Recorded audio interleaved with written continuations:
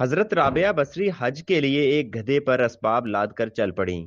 حضرت رابعہ بصری رحمت اللہ علیہ مختومہ شب و روز عبادت میں رہتی تھیں۔ آپ کو حج کا شوق ہوا۔ ایک گدھا بہت لاغر ان کے پاس تھا۔ اس پر اسباب لاد کر چل پڑیں۔ راہ میں گدھا مر گیا۔ دوسرے ہمراہیوں نے ان سے کہا کہ ہم آپ کا اسباب لے چلیں گے۔ آپ نے کہا تم سب جاؤ، میں تم لوگوں کے بھروسے پر نہیں آئی ہوں۔ قافلہ چلا گیا، آپ تنہا رہ گئیں۔ آپ نے درگاہ الہی میں عرض کی، اے ساری کائنات کے بادشاہ، کیا ایک غریب عورت کے ساتھ یہی معاملہ کیا جاتا ہے کہ تو نے پہلے مجھے اپنے گھر کی طرف بلایا، پھر راہ میں گدھے کو مار ڈالا اور تنہا بیاباں میں سراسیما کر دیا۔ آپ کی مناجات ختم نہ ہوئی تھیں کہ گدھا زندہ ہو گیا۔ آپ نے پھر سے اس پر اسباب لادا اور مکہ معظمہ کو چلیں۔ حضرت رابعہ بصری کے قریب مکہ معظمہ پہنچتے ہی چند دن بیابان میں قیام پذیر ہوئیں اور مناجات کی کہ میرا دل رنجیدہ ہے اور یہ خیال مجھے درپیش ہے کہ میں کہاں جاتی ہوں۔ میری بنیاد ایک مشت خاک ہے اور خانہ کعبہ پتھر کا بنا ہوا مستحکم مقام ہے۔ میری عرض ہے کہ تو مل جائے۔ حق تعالیٰ کی جانب سے غیبی آواز آئی، اے رابعہ، کیا تو چاہتی ہے کہ تمام عالم تہ و بلا ہو اور سب کا خون تیرے نامہ اعمال میں لکھا جائے کہ تو نے نہیں سنا کہ موسیٰ نے دیدار کی آرزو کی؟ ہم نے اپنی تجلی کو کوہ طور پر ڈالی، جس کا اثر یہ ہوا کہ تمام پہاڑ ٹکڑے ٹکڑے ہو گیا۔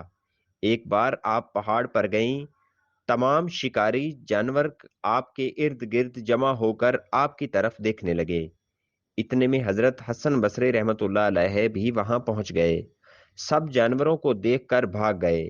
حضرت حسن بصری رحمت اللہ علیہ نے آپ سے دریافت کیا کہ جانور مجھے دیکھ کر کیوں بھاگ گئے اور تمہارے پاس کیوں کھڑے رہے؟ آپ نے پوچھا کہ تم نے آج کیا کھایا؟ کہا میں نے گوشت روٹی کھائی ہے۔ آپ نے کہا کہ جب تم نے ان کے بھائیوں کا گوشت کھایا ہے تو وہ تم سے کیوں نہ بھاگیں؟ آپ سے حضرت حسن بصری رحمت اللہ علیہ نے پوچھا کہ تم نے یہ مرتبہ کیوں کر پایا؟ آپ نے فرمایا میں نے کل موجودات کو خدا کی یاد میں گم کر دیا۔ حضرت حسن بصری رحمت اللہ علیہ نے پوچھا تم نے خدا کو کیوں کر جانا؟ آپ نے فرمایا کہ میں نے بے چوں چرا خدا کو پہچانا۔ ایک بار لوگوں نے آپ سے پوچھا آپ کہاں سے آئی ہیں اور کہاں جائیں گی؟ فرمایا اس جہاں سے آئی ہوں اور اسی جہاں میں جاؤں گی۔ لوگوں نے پوچھا کہ آپ سے اس جہاں میں کیا کرتی ہیں؟ فرمایا افسوس۔ لوگوں نے سبب پوچھا تو جواب دیا اس لیے افسوس کرتی ہوں کہ مجھے رزق اس جہاں سے ملتا ہے اور میں کام اس جہاں کے کرتی ہوں۔ لوگوں نے آپ رحمت اللہ علیہ سے پوچھا کہ آپ جس خدا کی عبادت کرتی ہیں اس کو دیکھتی بھی ہیں یا نہیں؟ آپ نے فرمایا کہ اگر میں اس کو نہ دیکھتی تو اس کی پرستش کیوں کرتی؟ آپ ہمیشہ رویا کرتی تھیں۔ لوگوں نے رونے کا سبب دریافت کیا۔ آپ نے فرمایا کہ میں اس کی جدائی سے ڈرتی ہوں، اس لیے کہ اس کے خوگر ہو گئی ہوں۔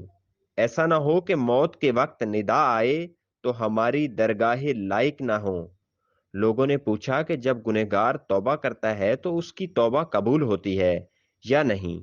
آپ نے فرمایا کہ جب تک خدا توبہ کرنے کی توفیق نہیں دیتا کوئی گنہگار توبہ نہیں کر سکتا، اور جب خدا نے توبہ کرنے کی توفیق دی تو توبہ بھی قبول کرتا ہے۔ پھر فرمایا عزا سے خدا کی راہ نہیں ملتی جب تک انسان کا دل بیدار نہ ہو، اور جب تک دل بیدار ہو گیا تو دوستی عزا کی ضرورت باقی نہیں رہتی۔